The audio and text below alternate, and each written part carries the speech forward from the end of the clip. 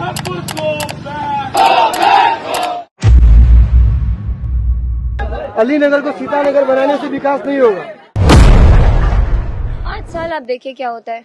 20 सालों में क्यों नहीं हुआ, 5 साल में कैसे हुआ? मिथिला का सम्मान ये नहीं, मिथिला का सम्मान ये है। एक आवाज है जो नदियों की तरह बहती है और आंगन में छठ मैया की आरती की तरह गूंजती है। उस आवाज का नाम है मैथिली ठाकुर। मिथिला की उस धरती पर जन्मी जहां गाने सिर्फ धुन नहीं होते, वे परंपरा, आस्था और स्मृति लेकर चलते हैं। मैथिली की आवाज अब छठ के गीतों में उतरी तो जैसे बिहार और मिथिला ने अपनी पहचान को फिर से महसूस किया। लेकिन इसी छठ गीत से एक समय विवाद भी जुड़ा था, जब उन्होंने कम फीस के प्रस्ताव पर गीत नहीं गाया। यह सवाल उठा कि भक्ति भाव बड़ा है या कलाकार की मेहनत, और यहीं से उनकी आवाज सिर्फ संगीत नहीं, एक विचार की भाषा बन गई। फिर आया एक नया मोड़ राजनीति का।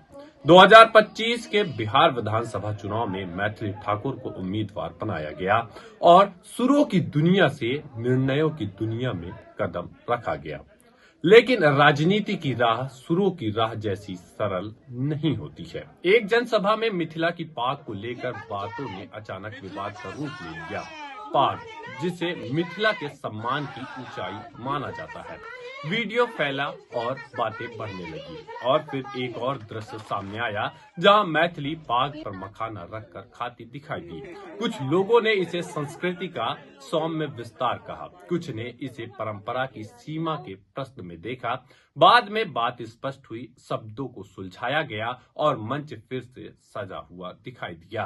विवाद थमा, लेकिन यह घटना बताकर चली गई कि कला का मंच और राजनीति का मंच एक जैसी ध्वनि नहीं रखते। इसी बीच एक रैली में अलीनगर को सीतानगर नाम देने की बात भी उठी।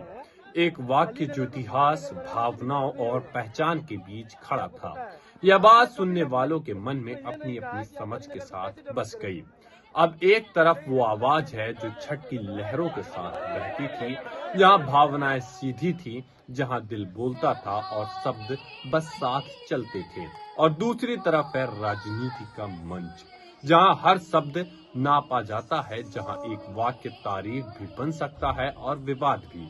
एक तरफ था संगीत का संसार, जहां श्रद्धा थी, अपनापन था, जहां सुर लोगों को जोड़ते थे, और दूसरी तरफ है राजनीति, जहां चालें बिछती हैं, रणनीतियां बनती हैं और हर बात को हथियार की तरह इस्तेमाल किया जाता है।